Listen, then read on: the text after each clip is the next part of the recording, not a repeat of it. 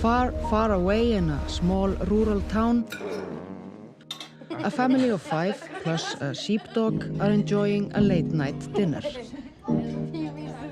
They look happy and content, safely tucked away from all the dangers of the world. The mother, a talented but struggling artist, is preparing her most ambitious work. It's nice. Are they all brown? The father is out providing for the family on a 15,000-ton fishing boat.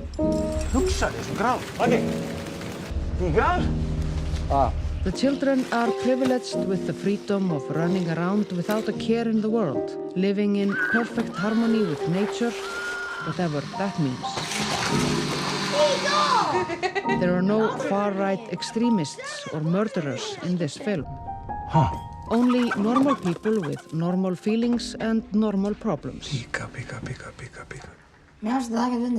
We are interested in the small everyday things like hiking, washing a dog, snow, food, frozen fish, rubber boots, the seasons, orcas, summer dress, Jeanne d'Arc, Segja þér að maðurinn er aumingi, Hulda?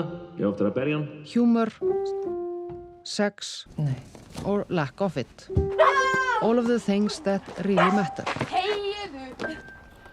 But underneath all of this, there is something hidden. Something that we don't understand. Something ancient. Animal. A dark secret. Drafst hann? We just made a film called The Love That Remains. Check it out. We really like it. Já, hún er að gefa mig putta núna. Við erum að helsa þér líka tilbaka. You can also go see something else. It's okay.